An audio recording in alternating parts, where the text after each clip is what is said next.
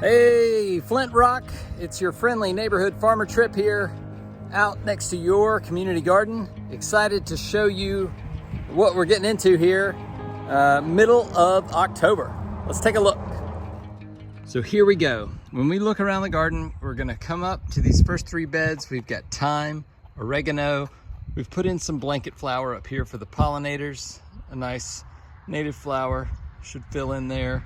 And we've got sage and a lovely little basil popping up right there. So have at it. Enjoy all the herbs. And looking over here, we've got some hot peppers. This is the same on the other side. Hot peppers. The basil's doing great. We've watered in some extra color. So again, for the pollinators and everything, we've got marigolds, we've got snapdragons, and we've put in some salvia as well. So we'll have pops of color coming up all around the garden. Some tomatoes that are still popping along. And really the basil is the star of the show. I'll show you again what I'm talking about here. When you come to the basil, what we're gonna do, this is what I missed. So you're gonna, by and large, you're gonna see these sorts of things. We wanna make sure the basil doesn't have too much of a chance to flower. And then we're gonna just go down the stem, find a nice V, and that's where you're gonna cut, right there, boom. And then this guy and this guy are gonna have a chance to bush out. And we wanna keep these basil plants nice and bushy. So you can see I've already gone through, I've cut off all the flowers, all the bigger flowers except for that one, and I'll come back and get that one. But I want you to come out with your snips. Snips are better than your fingers. And yeah, the basil will kick off as long as we can, unless we have a nice frost sometime. So the chives, I'm leaving the tops of these flowers because I think they're very interesting and fun. But you can dive right down and take chives off for your dinner. Just peel right from the base. Again, you can try to just pop them out, or you can snip as well, but go low, and that'll help that plant stay nice and bushy as well.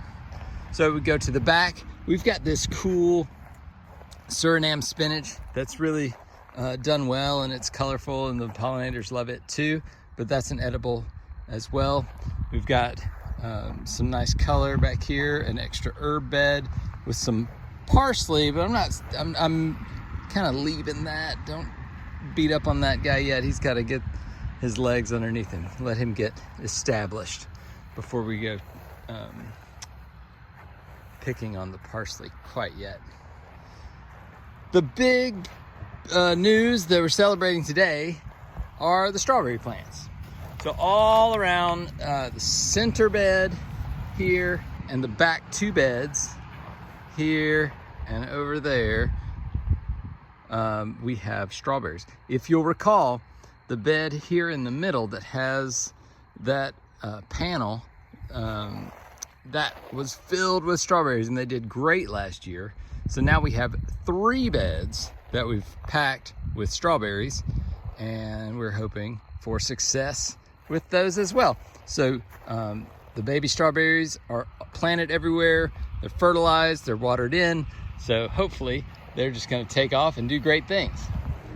All right, so that's it with the garden tour. If you do come out to the garden, don't forget to check these blackberries. They still have a little bit of activity. There's a few over there, and I hope somebody gets them and enjoys them. But first come, first serve. It's not blackberry season. These are just little one-off surprises that we always have around the garden. So anyway, I hope everybody's having a great October. I wish you a happy Halloween, and we will see you again in November. Bye.